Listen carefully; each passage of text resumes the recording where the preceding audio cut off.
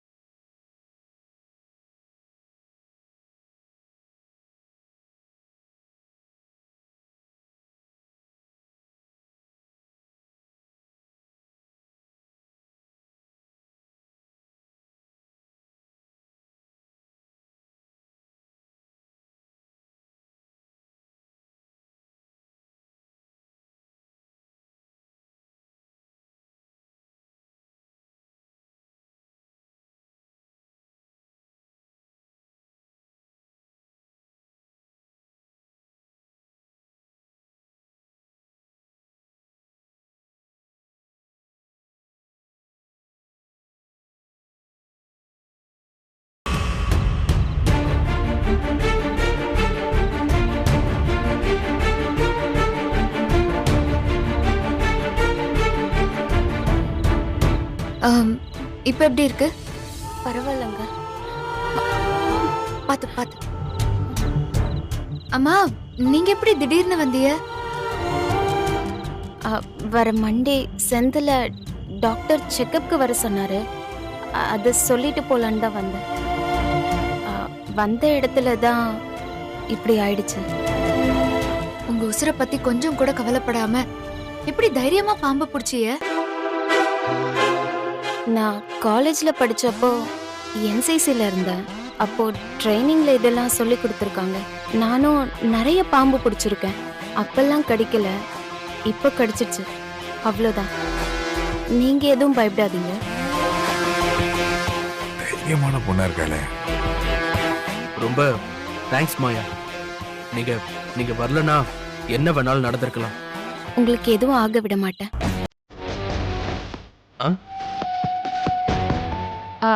ஐ மீன், நர்ஸா என்னோட பேஷண்ட்டுக்கு எதுவும் ஆகாம பாத்துக்கிறது என்னோட டியூட்டி இல்லையா?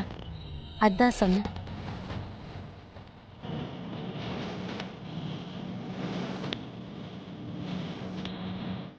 நீங்க செஞ்சது உங்களோட கடமைதான். ஆனா அதுக்குன்னு உங்களுக்கு ஏதாவது ஆயிருந்தா என்ன பண்ணிருக்கீங்க? எனக்கு எதுவும் ஆகாது. அதான் என்னை சுத்தி இவ்ளோ பேர் இருக்கீங்கல்ல, சும்மா விட்டுருவீங்களா என்ன? சரி, நேரம் ஆயிடுச்சு, நான் கிளம்புறேன். மறக்காம சாரை மண்டே கூட்டிட்டு வாங்க. ஏமா, இந்த நிலைமையில நீ தனியா போகணுமா? அதான் வீடு இவ்வளவு பெருசா இருக்க, இருந்துட்டு காலையில போமா. பரவாயில்லங்க, அதான் எனக்கு ஒன்றும் இல்லைல்ல. வீடு பக்கத்துல தானே இருக்கு, நானே போய்க்கிறேன். அப்ப சரி, நானும் உங்களோட வரேன். உங்களை வீட்டுல பத்திரமா விட்டுட்டு திரும்பி வந்துடுறேன். ஐயோ, உங்களுக்கு எதுக்குங்க வீண் சிரமம்? நானே போய்க்கிறேன். இதுல என்னங்க சிரமம் இருக்கு? நீங்க என் புருஷன் உசிரையே காப்பாத்திருக்கீங்க, எம்புட்டு பெரிய உதவி பண்ணிருக்கீங்க. அதுக்கு பதிலா இந்த உதவிய கூட பண்ணக்கூடாதா? வாங்க. அம்மா, இந்த வைத்தியரு 3 நாளைக்கு இதை சாப்பிட சொல்லியிருக்காரு. அமுதாம்மா, பார்த்து பத்திரமா கூட்டி. சரிங்க அத்தை, வாங்க.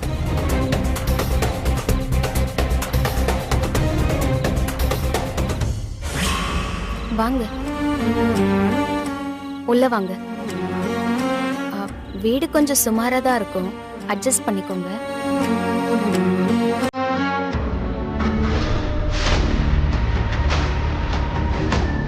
ஏன் நின்னுட்டே இருக்கீங்க? உட்காருங்க. இல்ல பரவாயில்ல, உட்காருங்க. இல்லங்க, நான் கிளம்புறேன். நீங்க ரெஸ்ட் எடுங்க, நான் நாளைக்கு வந்து பாக்குறேன்.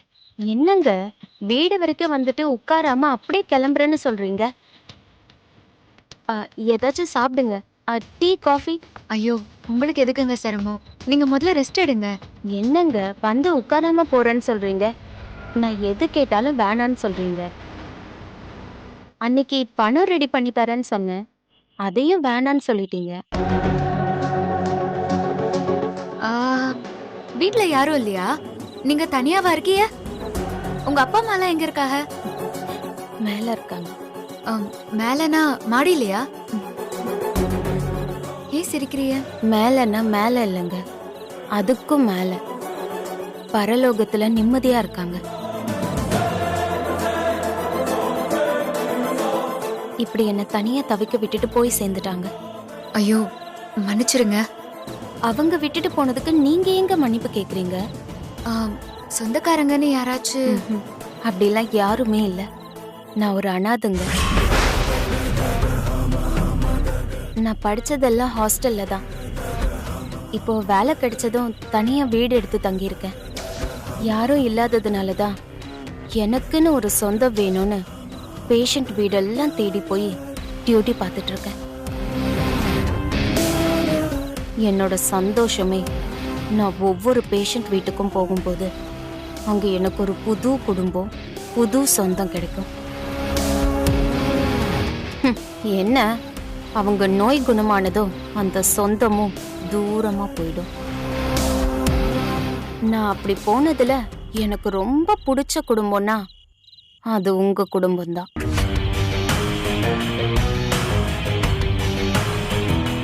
வெறும் கல்லு மண்ணுமா இருக்க வீட்டையே எம்பட்டு நேசிக்கிறீங்க, அதுக்கு உயிர் இருக்குன்னு பாக்குறீங்க.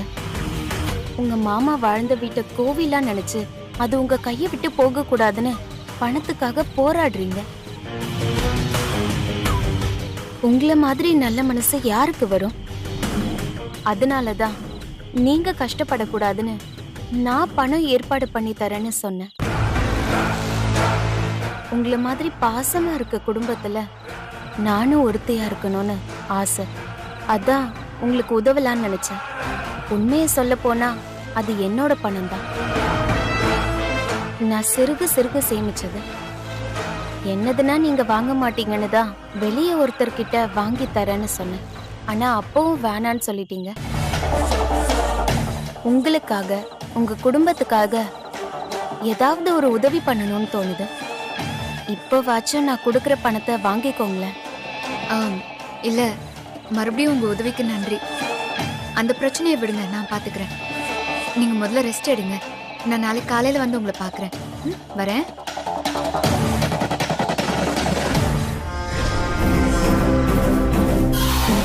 பாக்குறேன் நாளைக்கு காலையிலயாவது நீ என்கிட்ட பணத்தை வாங்குறியான்னு.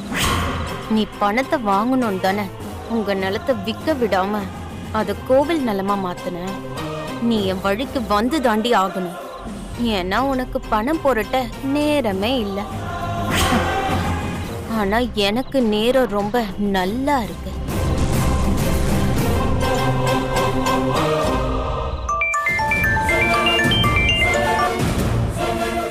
ஹலோ மேடம், மிஸ்டர் நாகராஜனோட ஃபாதர் பேசுறேன். உங்க வீட்டுக்கு பின்னாடி தான் இருக்கேன். வரேன்.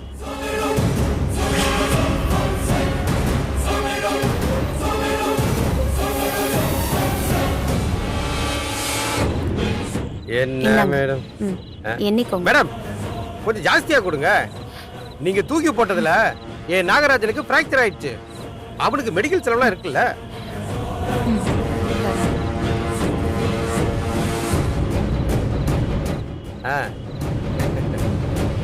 விஷயத்தை எங்கேயும் கசிய விடக்கூடாது. ஜாக்கிரதை. சரிங்க மேடம்.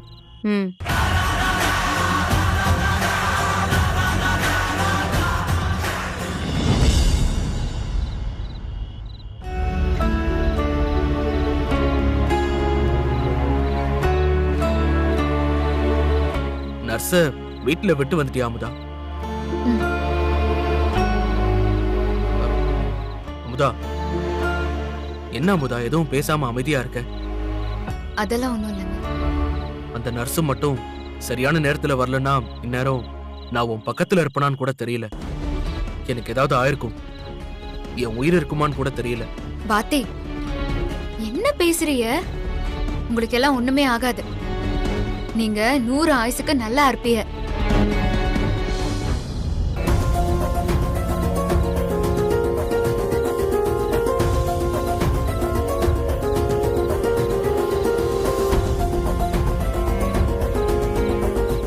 ஏன் அமுதா, ஏன் ஒரு மாதிரி கவலையா இருக்க?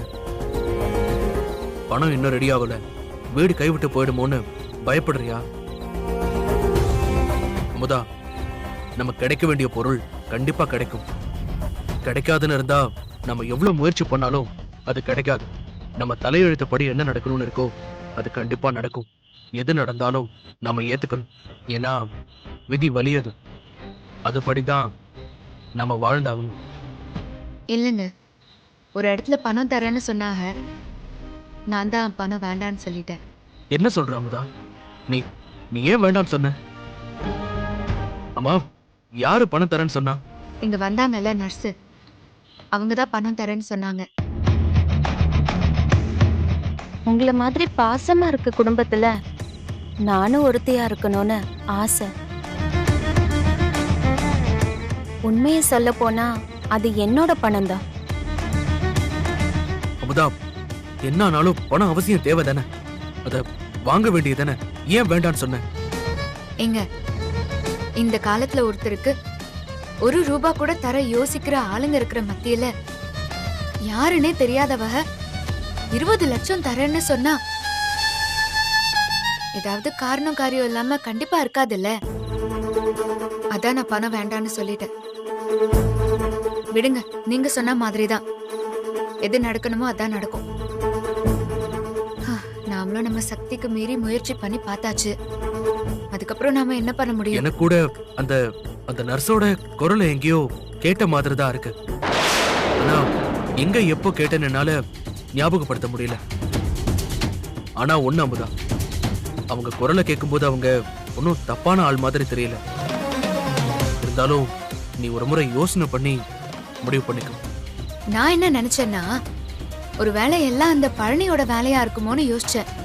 பணம் தரேன்னு சொல்லிட்டு கடைசியில தர முடியாதுன்னு சொல்லிட்டாங்கன்னா அப்புறம் நம்ம என்ன பண்றது? அது மட்டும் இல்லைங்க, அந்த நர்ஸ் இவ்ளோ பணத்துக்கு எங்க போவாங்க? நமக்கு எவ்வளவு உதவி பண்ணிருக்காங்க.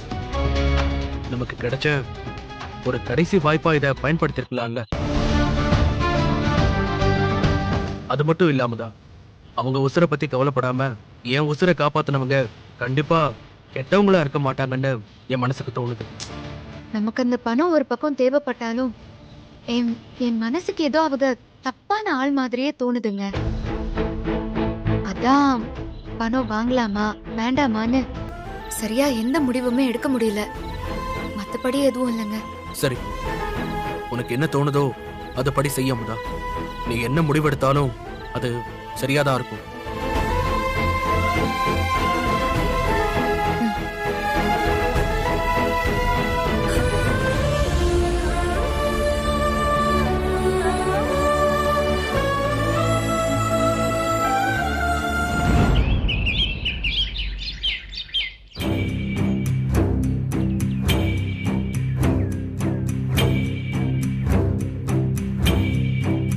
ஐயா, அன்னைக்கு நீங்க அவங்களுக்கு 2 நாள் டைம் கொடுத்தப்பவே எனக்கு விருப்பமே இல்லை. அன்னைக்கே உங்கள்கிட்ட சண்டையை போட்டு பத்திரம் எழுதி வாங்கியிருக்க முடியும். அதுக்கான நியாயம் என்கிட்ட இருக்கு, அது உங்களுக்கும் தெரியும். இருந்தும் உங்க வார்த்தைக்காக 2 நாள் பொறுத்தாச்சு. இப்ப நீங்க கொடுத்த 2 நாளும் முடிஞ்சு போச்சு. இதுக்கப்புறம் அவங்களுக்காக நியாயம் காத்துட்டு இருக்கணும்.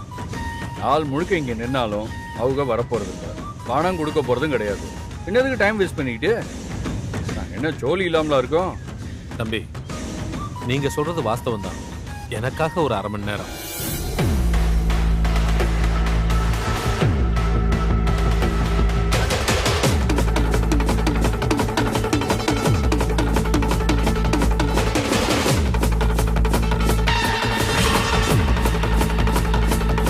சரி வாங்க தம்பி.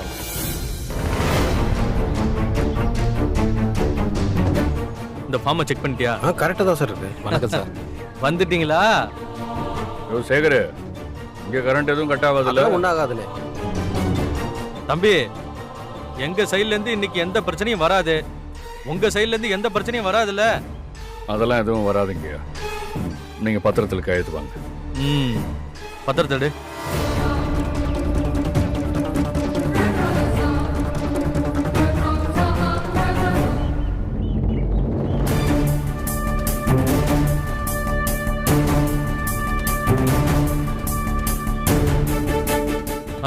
கையெழுத்த போடுங்க. பேனா குடியா? அண்ணா இந்த அதெல்லாம் வேணாம். நான் நல்லா எழுதுறதுக்கே ஒரு பேனா வேணும் இருக்கேன். சரி, இந்த ஃபேன் ஆஃப் பண்ணியா? சரிங்க.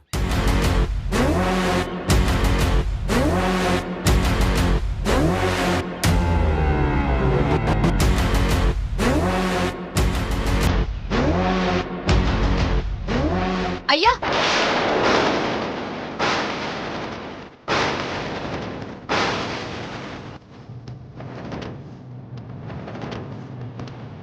அதானே பார்த்தேன். என்னமோ பிரச்சனை ஒன்றும் வராதுன்னு சொன்னீங்க. இப்ப என்ன பண்ண போறீங்க? புது பேனா நீங்க வாங்கிட்டு வந்தா கையெழுத்து போட்டுற முடியுமா?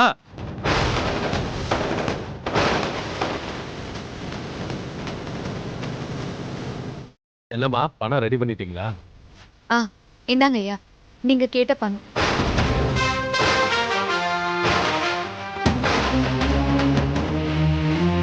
இப்பதாம்மா எனக்கு நிம்மதியா இருக்கு.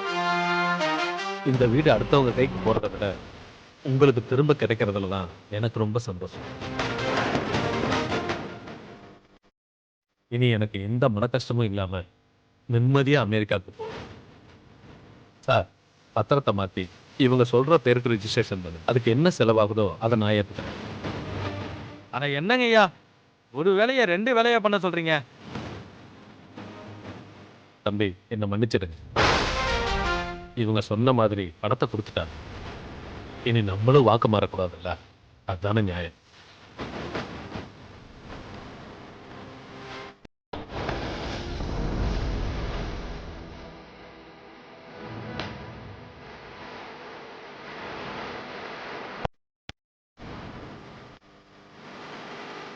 பொய் என்னைக்குமே ஜெயிக்காது, உண்மை என்னைக்குமே தோக்காது. அதே உங்களுக்கு மட்டும் புரியவே மாட்டேங்குது. அடுத்தவங்க நல்லா இருக்கணும்னு நினைச்ச ஒரு விஷயத்த பண்ணாதான் அது நடக்கும். அடுத்தவங்களை கெடுக்கணும்னு நினைச்ச ஒரு விஷயம் பண்ணா அது உங்க வாழ்க்கைய தான் திரும்ப கெடுக்கும். என் மாமா வாழ்ந்த கோவில் என்னைக்குமே எங்க கையை விட்டு போகாது. ஏன்னா அது எங்களோட பொக்கிஷம். அடுத்தவங்க சொத்து மேல ஆசைப்படாம இருக்கிற சொத்தை வச்சு எப்படி நிம்மதியா வாழணும்னு கொஞ்சம் யோசிங்க. போங்க.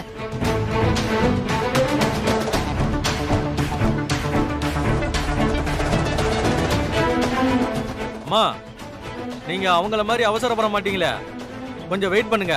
பத்திரம் ரெடி பண்ணிட்டு நான் கூப்பிடுறேன். சரிங்க சார். சகரி மகரி சனி சா சகரி மகரி சகரி மகரி சனி சா சகரி மகரி ச ப ப ப த நி ச நி த ப மகரி சனி த ம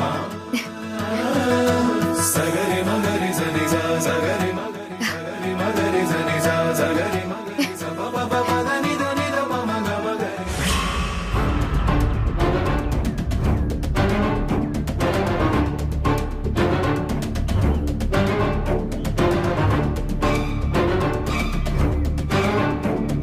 போன புள்ள என்னாச்சுன்னு ஒரு போன் கூட பண்ணலையே. பணத்தை கொடுத்து வீட்டு திருப்பிட்டாளா? என்னாச்சுன்னு ஒரே பதட்டமா இருக்கே.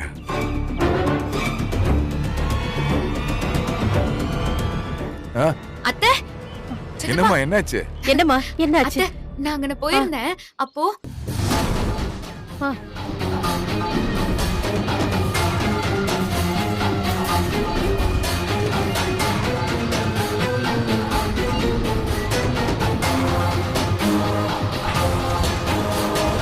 ஐயா,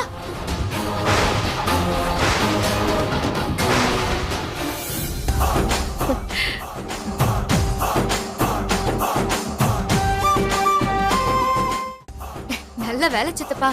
கடைசி நிமிஷத்துல நான் போயிட்டேன். கொஞ்சம் தாமதம் ஆயிருந்தாலும் வீடு நம்ம கையை விட்டே போயிருக்கோம். நல்ல வேலை அப்படி எதுவுமே ஆகல.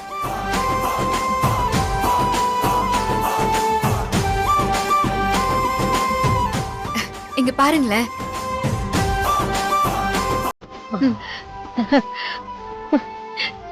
குடு, உனக்கு படிக்க தெரியல, எதுக்கு பரட்டி பரட்டி பார்க்க?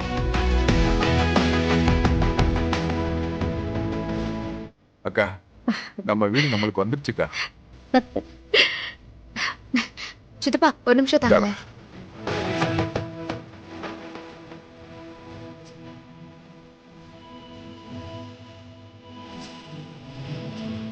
மாமா, நீங்க வாழ்ந்த இந்த கோவிலை நான் மீட்டுட்டேன் மாமா. இப்பதான் என் மனசு நிறைவா இருக்கு.